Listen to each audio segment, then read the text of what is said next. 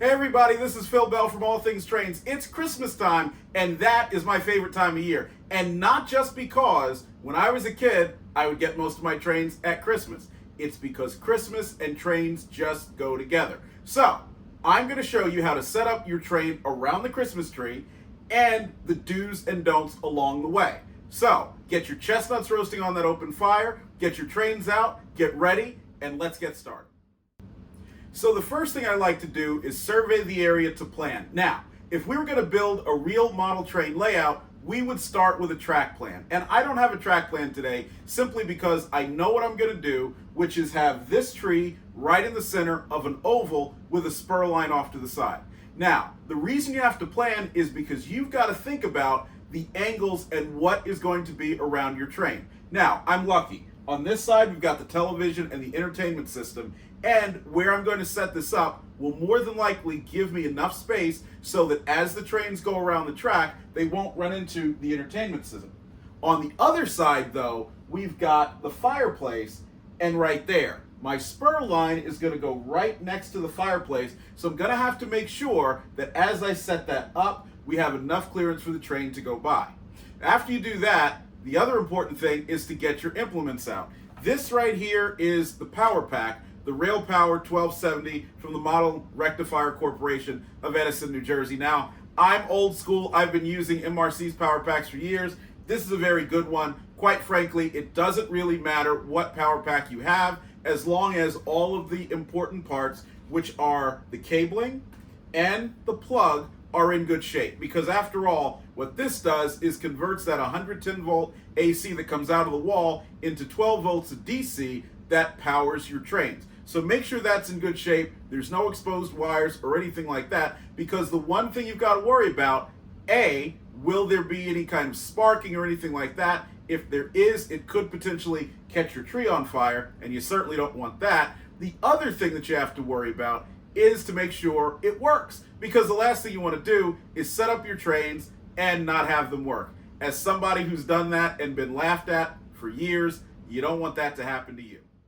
The next set of implements is the track. And of course, on any railroad, the track is the most important component outside of the people, of course. That's because this will provide a good foundation for your train. Now, since it's 2024, we're very lucky. This is Bachmann Easy Track. This is not something that I grew up with.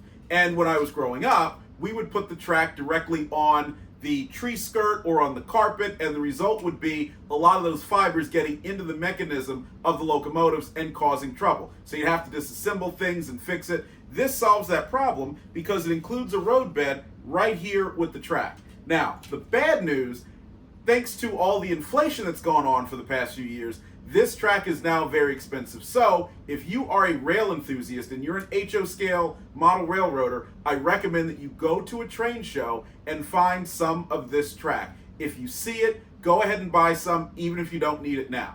I don't recommend using this for layout because, again, I'm old school. I would like to hand lay track, or if I'm going to use something like flex track, I would put it on a cork road bed, But this is outstanding for applications like this. Or if you have kids and you're introducing them to trains and you want to get them started quickly. So I recommend the Bachmann Easy Track or anything like it for HO scale, and that is what we're going to use on our installation today. So the next step is the tree skirt. This is a pretty cheap one that I got at Walmart. After all, I am a single guy. Ladies out there, especially you rail enthusiast ladies, I'm single. But the point is, I want to have this because we're going to put our track on top of it, and it will also help us just keep our area clean.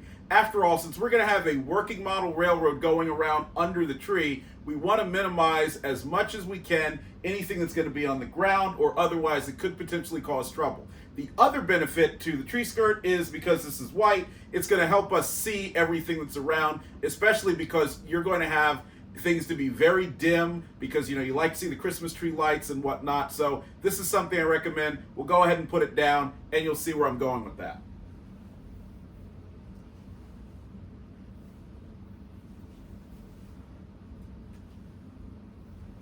Don't worry about everything being perfect because this is going to move.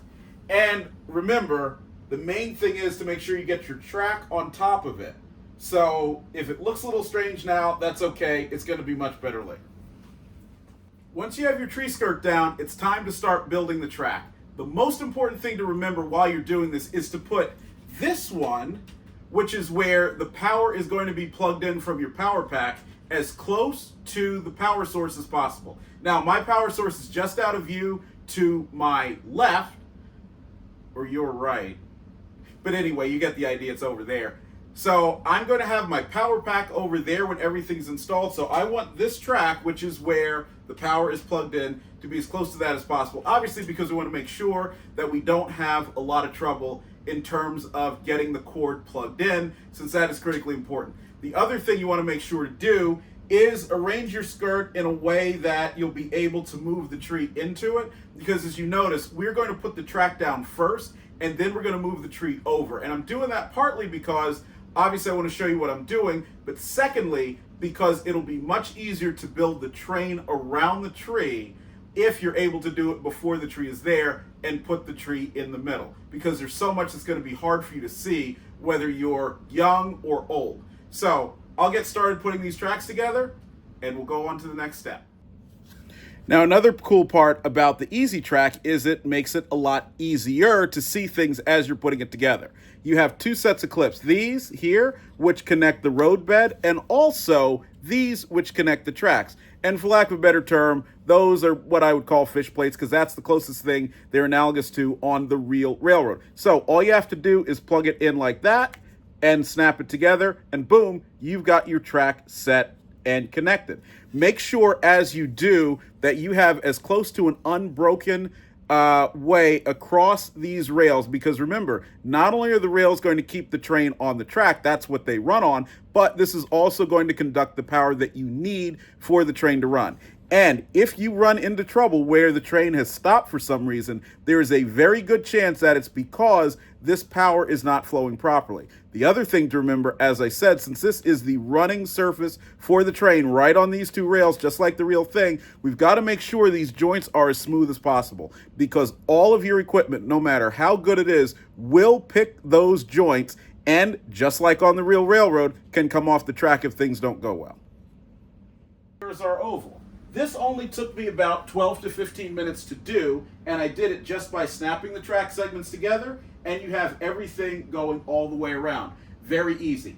The most important thing you can do at this stage is to visually check everything to make sure all the connections are close and smooth, because like I said, that is going to determine how well your train runs and whether you run into one of those dreaded electrical faults where there's no electricity and so the train stops.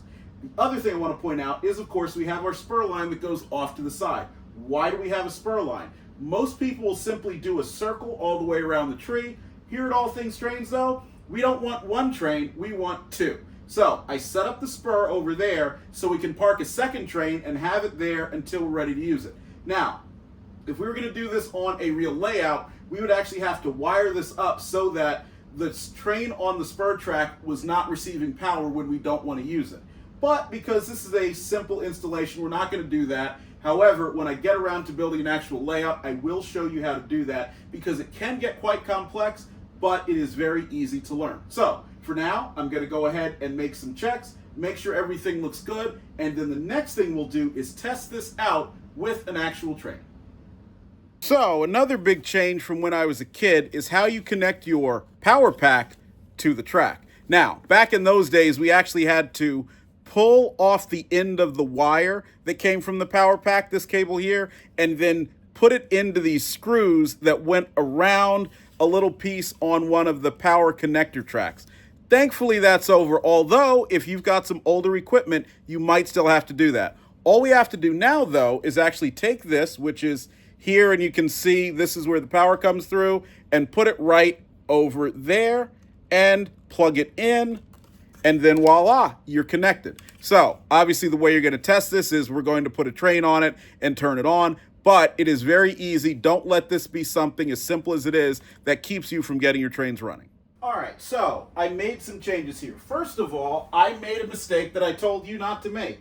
I moved this track, which is where the power is connected, from over here to over here. Why? Because it turns out The closest outlet is actually the one behind the TV, so we've got our power pack now plugged into that, and I just moved it around. One of the benefits of the Easy Track, especially for something like this, is it's easy to just unplug and plug back in very quickly. The second thing, I went around the track and I checked to see if everything was installed correctly, and I found several spots where I had not done that, and I'd actually gotten the rail up over the fish plate. So I fixed that, and now the entire track, the spur line and otherwise, is smooth.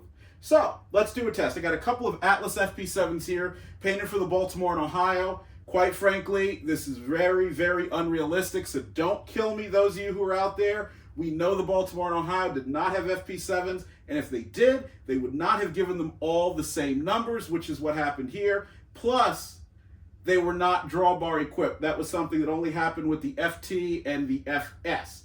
Now, we're going to go ahead and test this out. Let's see if it works.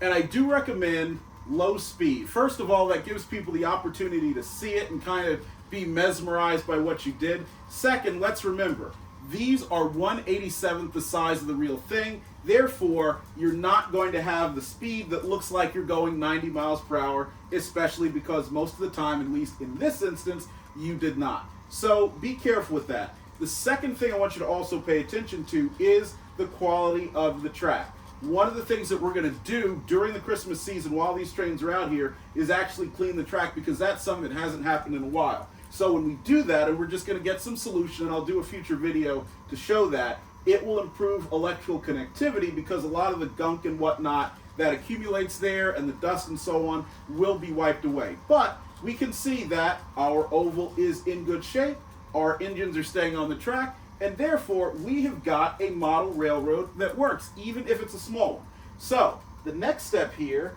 is to stop the train, put the tree in the middle, get that decorated, and then we will be back showing you what trains we decide to run around this loop.